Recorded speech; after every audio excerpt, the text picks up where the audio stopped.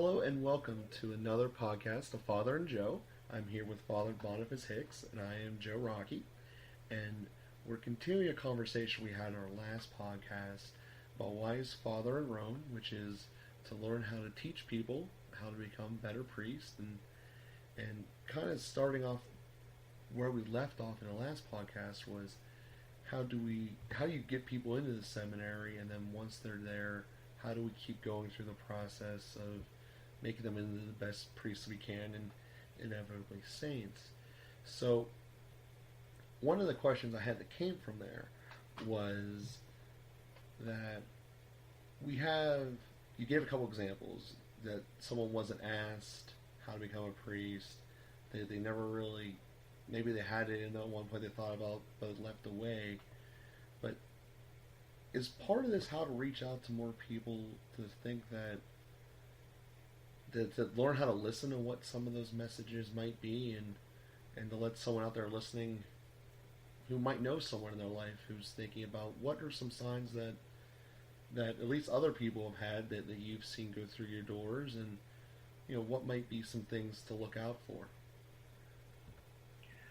Well, one thing that's still necessary in the Roman rite is that they're not married. Okay. So that's a good starting point. If you have a single man who, I've spoken a bit about the human qualities, who has some of the human qualities, the natural virtues that would make a good priest, someone who is generous, who's sensitive, who has a servant's heart. Those qualities are important. If you think about the priests you know and you like, well, the foundation of the qualities that make those men good priests, when you see those in a young man, just asking the question, did you ever think about the priesthood, or simply stating, I could see you being a good priest. Now, of course, there's also going to be a certain affinity to the faith. There are people that kind of get it, and sometimes it's hard to form that sense of the faith in someone. It seems to be somewhat of a gift. Now, they don't need to be reading the catechism in their free time in order to qualify for seminary, but sometimes there is a significant conversion that takes place, and someone's eyes are really opened, and they really do love to read the Bible and love to read the catechism and love to learn more, and they've always got some spiritual book in their hand. Well, that's a good candidate. But again, younger boys, young men who love to serve at Mass, who seem to have a little bit more attentiveness and are drawn in a little bit more by the mysteries, who seem to have a little more attraction to the Lord, simply asking the question, do you ever think about the priesthood, or do you ever ask Jesus what he wants for your life, that whether he would, what he's calling you to, I think, and ultimately bringing people to prayer. My own vocation really ripened in a trip that I took to World Youth Day in Paris in 1997, and the priest who took me and 5 other students from Penn State, 4 of us were men, and 3 of us are now priests. Okay. And not all of them discerned in that particular experience, but when I went to World Youth Day, being apart from my normal life, being surrounded by other Catholics, having time for silence and prayer, being exposed to the greatness of the Church, of the greatness of Christ, of the totality of his call for transformation and to follow him, just being in that kind of setting is very helpful. So fostering those settings for people, taking those trips. I know countless priests who began to discern their vocation, had their conversion in Medjugorje on pilgrimage there, where a number of wonderful things happen in terms of prayer and confession and masses and adoration and just tremendous Marian devotion. So being in a different place, being on pilgrimage, having a regular prayer life, taking taking boys, young men to adoration, to pray, all of these things are good ways to foster just a question. Mm-hmm. Am I called? What is God calling me to? So, two follow-up questions to that. One's probably a quick and easy answer, and then the second one's going to probably be a little bit more. Why does it have to be a guy? I guess that's always a question I've had. And I know that there's, that's Is one. that the quick and easy one? Maybe that's the hard one. Maybe I have them backwards. And then the second one was, how do you? Maybe this is another cast for itself. Maybe continue on the earlier ones we did on prayer. But how do you know, as the recipient now, when you are being called? How do you discern this is Jesus telling me we gotta look into this a little bit closer? So those are the two questions. I don't know if either of them were quick and easy in retrospect, but those were the two that came to me there. Well, the first question was quick and easy for about 1970 years. And it only became difficult in the last 40 years, I think. And it comes from a variety of things where our call for equality has become so radical that we refuse to see any difference between men and women. And that makes things more complicated, that we refuse to see any difference. Now, I like to say, it doesn't matter how much I want it, I can never have a baby. Yeah. Can't do it. Women are different than men.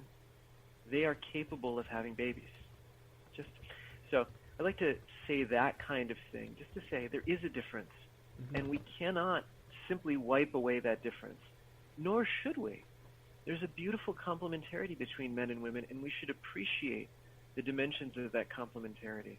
So if I can establish that there is a difference, and then I can say, well, so what is it about priesthood?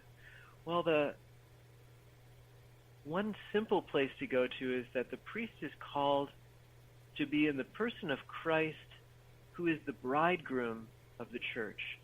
A lot of times people will reduce priesthood to its function.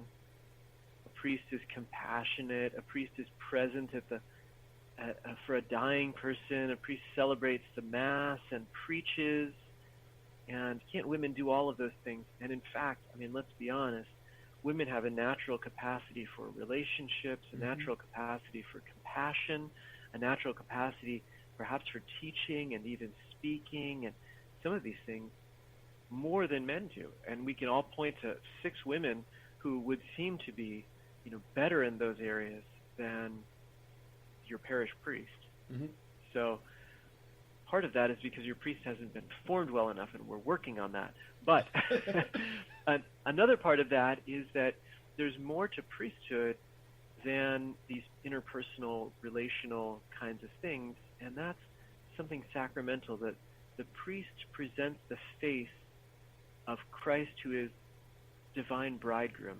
And women can be a lot of things better than men, but they're not better bridegrooms than men are. Priest is also called to be a spiritual father, which is different than a mother. Although we like to put those things in the same category and just say, oh, one parent's as good as another, and 2 fathers or 2 mothers or these kinds of things, the fact is that a father is different than a mother. And a priest is called to be a spiritual father. And women do a lot of things better than men, but they're not better fathers than men are. And so, now again, fundamentally we can't just reduce this to function, but I'm just trying to build up some logic behind the reservation of holy orders to men alone. Now, there's another point or two that I can make about this. I'm trying to provide some logic behind this. If somebody is dead set against priesthood being reserved to men, I don't know. It's such a touchy issue, and people get so animated about this. But I can then say this is actually a dogmatic teaching of the Church. So John Paul II declared with absolute authority, that is to say ex cathedra, as a dogmatic statement, that priesthood is reserved to men only. So there's no discussion about this. There's no option about this. Pope Benedict and Pope Francis also have affirmed very clearly that this is the case. So So it is the case, and part of that is because in 2,000 years, the church has always done this. Now, people don't like that argument either, but it's a point of discernment that Christ only called men. And we could say, oh, well, he was affected by, there was a misogynistic culture. People thought men were better than women. Jesus wasn't affected by any of that. He was followed by many women, and he did many things that drew a lot of criticism from that misogynistic culture. Oh, he wouldn't let her touch him if he knew what kind of woman that was, said Simon the Pharisee. Jesus is not interested in what the culture thinks. Mm-hmm. If he meant to call a woman as an apostle, he would have called a woman as an apostle. He wasn't bound by the pressures of his time, obviously. He was crucified because he stood against those pressures. So if he wanted to establish that, then he would have established that. And then the church, furthermore, has discerned that that's the case and has borne that out through the entire 2,000-year history. So we live in this particular time now that we're not more enlightened. We just, whatever, have more complaints and are more rebellious or something, and so we sort of throw up this idea. But anyway, so that was a long answer, and then to give you another long answer, actually the second one might be a little bit shorter. How does a man discern that he's being called to the priesthood? Well, he doesn't discern that on his own. He feels that call, hears that internally. For myself, I was in prayer. I had a desire from even before I was baptized. I was baptized at age 21, and I'd already started thinking about the priesthood 9 months before that. And I had a strong desire continuing through my baptism. It was something that I was very drawn to. So desire is important, and that's God often works through our desires. We should pay attention to those things. And then at the same time, I couldn't say that I really heard in prayer, because I have a sense in prayer when God speaks. Mm-hmm. It's not absolute. I don't get things perfectly right, but I have a sense in prayer of when God speaks. And I couldn't say firmly I had ever heard that from God, that I could say I really heard him tell me that I really believed he wanted me to be a priest. I knew it was my desire. And my experience in prayer in France was that experience where I was very open to the Lord. I was reading the scriptures. I was before the Blessed Sacrament in adoration, and experiencing a lot of grace. And I said to the Lord, I want to do whatever you want me to do, because I really love you, and I want to follow you, and I want to serve you. And then I said, do you want me to be a priest? And I knew what I wanted to hear. But I could also say that I really believed in that moment that it is what I heard. It was a yes. Yes, I want you to be a priest. Now, I came away from that experience, and I shared it with my spiritual director, and he said, he rejoiced with me how beautiful that was, and he celebrated that moment. And he said, and that's, and we'll see how the Lord keeps guiding you. So I don't simply present that card to the local bishop and then he ordains me. There's still a process of discernment. Not only I have to be convinced, but the church has to be convinced that I'm called to be a priest. And so then I go through a process of discernment. In my case, I looked into religious orders, and I applied for the religious order. I talked to the vocation director. The community with the abbot and the vocation council discerned, and they told me to, they would get back to me, and I made some visits. And anyway, then they eventually allowed me to come in. And then even after entering, there's an ongoing discernment. It's 4 years before I made solemn vows, and then it's 6 years before I'm ordained a priest. So anyway, there's that initial discernment, which is, I believe that I'm called. I believe that this is where the Lord is leading me. I can see a desire in myself. Maybe it's also confirmed by others. And ultimately I can say, I believe that this is where the Lord is leading me. Yeah, that discernment seems to be a thing. Because as you mentioned it here, being very critical in the formation of a lot of people to become priests, it's also something we talked about a couple casts ago about how I'm getting discerned in the process of wanting to become married in the process, and that's just something that before going through this process myself, now granted on the marriage side, I never even knew existed or was a thing. You know, I thought the hardest part was to making her like me enough to want to get married. I thought I had to make sure the church liked me too. So, yeah. Well, I would say actually, if I can make it's a very important analogy to make, and if I can talk about the stages of formation quickly Yeah. in light of dating and marriage, there's a period of dating where you might be dating several people. You know, you go out on a date, you get to know somebody, you talk to another person, and that would be what a young man goes through before he enters the seminary. So he might be looking into the seminary, he might be maybe, you know, talking with a girl, he might be, anyway. Mm-hmm. So there's sort of an open dating. And he might move into a more exclusive discernment of the church before entering seminary, but then certainly when he enters seminary, no more dating. Now he's dating exclusively one person. Mm-hmm. He's dating the church, and that's an exclusive relationship, and that's going to continue for several years. And then the point of commitment after about 3 years is the new, you know, mode of that. But anyway, about 3 or 4 years, he enters into what's called candidacy if he's in a diocese, and he makes that definitive statement. That's like engagement. Okay. And then engagement is focused. Engagement isn't asking the question so much anymore. Like you said, the church might be asking the question still, or, you know, there's still evaluation of the candidate for holy orders or for marriage, but the candidate isn't asking the question anymore. He's moving forward, and he wants to be formed in how he can be a good priest. Just like in your engagement, and that's the point of marriage preparation, to be formed to have a good marriage. You're set on that. You're in this relationship. You're planning to move forward. Now the formation. And that's where Pope Francis has basically said, not just Pope Francis, but anyway, in his document on marriage and family, a man studies is formed for 8 years for priesthood. What is it for marriage? You know, like 3 meetings with a priest or something. Mm-hmm. It's the discrepancy there is massive. Mm-hmm. It's just massive. And so, you know, is there a place for a little bit more structured formation for marriage that would really help us to have holier marriages and to reduce the number of marriages that end in divorce? Yeah.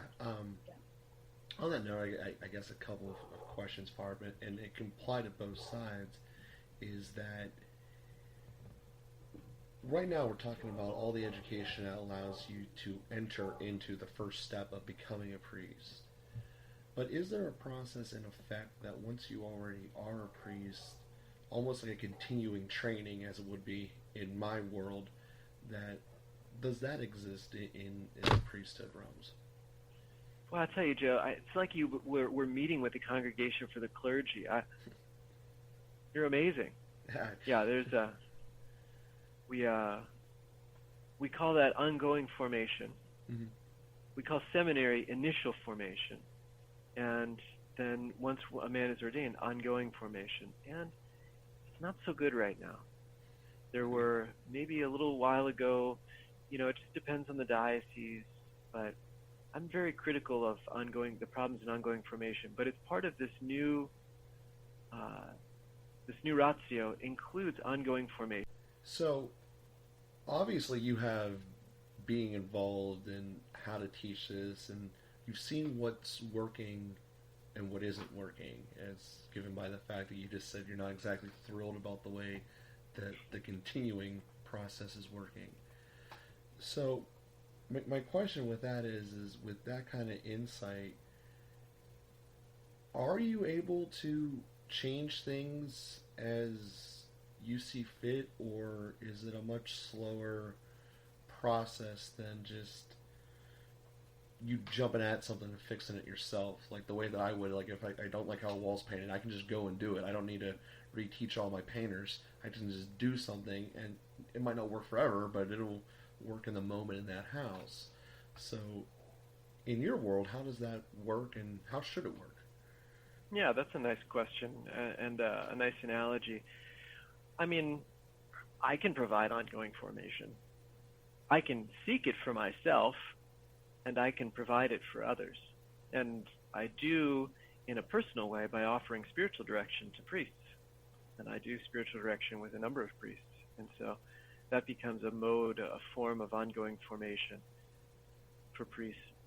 It's also something very much on my heart and my mind these days to offer some kind of seminar, a week-long course. Next spring, I may offer an online course in spiritual direction as a way of reaching out for ongoing formation for priests.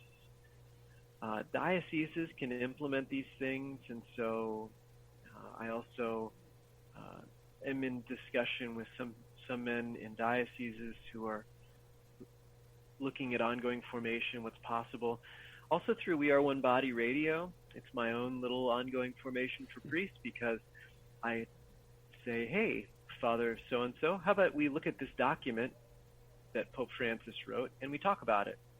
And then the process of reading and discussing keeps priests engaged in some ongoing formation. So I have some little outreaches that I can do, but the thing that's really missing is some accountability. I mean, I can reach out to a certain number of priests. There are certain priests who are seeking it, but some priests need a kick in the backside to get engaged with it, and I can't do that other than just my own fraternal outreach. That's where we need some program, some accountability that, like, I don't know what you have to go through, Joe, but I know in a lot of professions they have some kind of credits that you have to get, and you have to re-up your license for 5 years or whatever, and you've got to prove that you've done a certain level of ongoing formation. So I think we need that. I don't think there's any reason that priesthood should be any different than anything else, that there's a professional expectation that should be applied. Yeah, because on that note, I guess that this is part of it, which makes yours so much more difficult than mine, is that at the end of the day, if I don't want to keep doing what I'm doing, I can close my shop and go do something completely different. And when I go home for the day, I'm not still, I technically am a contractor, but I don't need to take it home with me. You can't really turn off being a priest. So, not if you want to be a good one. I didn't even know you could do it if you wanted to be a bad one. I thought that it was just something that was always part of you, that is inevitable. And I guess kind of the thought that I was having was that, again, to make this in my world, is that you can go, and probably anyone who's ever been in a lumber store has experienced this, where a board can start off perfectly straight, and then about 6 feet down or so, it develops a little wobble, and essentially it becomes, you can't frame with it because it won't be able to bear weight, because it's not a straight piece of lumber anymore. And how, I think in all of our lives, we have these spots where we start off good, but can drift away. That's why I was asking if there was an ongoing process for priests to do that, and then by conjunction, once it becomes on my side, how do you do that for the marriage side? Because, Teresa and I are reading books and all this stuff about how to be better communicators, identify those differences about how men and women are different, let alone how our personalities are different, even if we're both both the same. But so that's where my question was is that kind of thought process something that's coming along, or is that part of someone needs to just go for it and see what happens?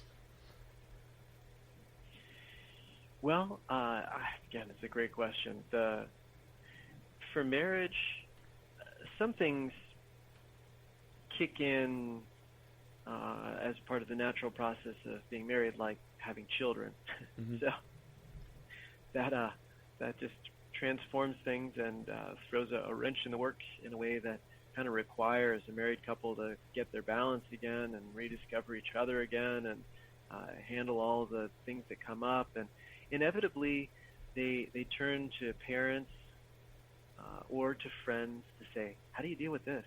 Like, how do we handle this? What do we what's important here. So some of that kind of accompaniment takes place, um, and then yeah, being connected with other married couples is an important thing because we're always looking and seeing what are they doing, how do they handle this, how do they love each other, how do they continue to grow. And then another thing that I've heard said, and I know a number of people have done, is something like marriage encounter. About 5 years into marriage is a great idea. Marriage encounter is a retreat movement that a couple would take a weekend apart by themselves. And if 5 years into marriage they can't find a weekend to get away, then that's a message that something is not working.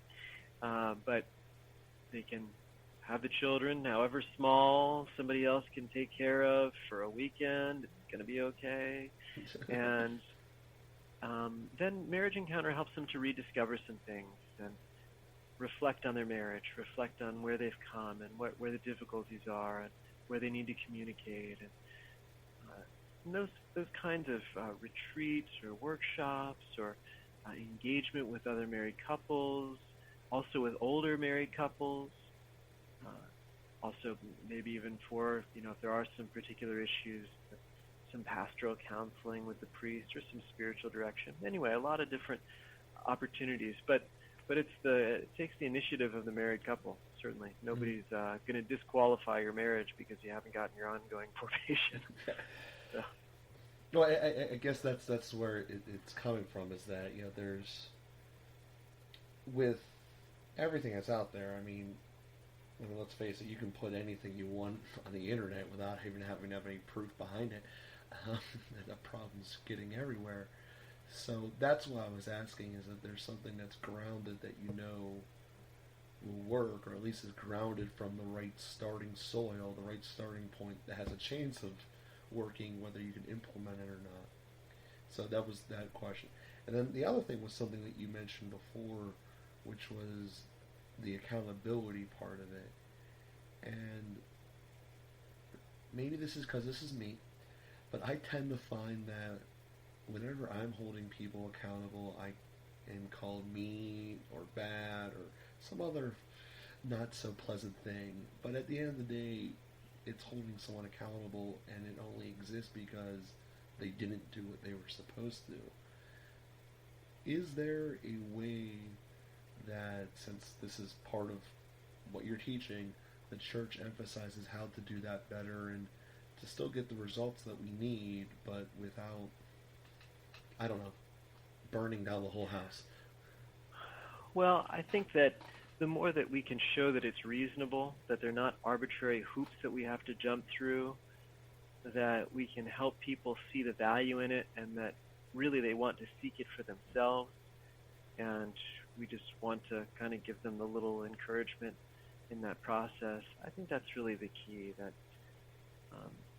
the reasonableness of it and the value of it are clearly articulated, that it's not just being a meanie and yeah. pushing people to stand on their head for no reason.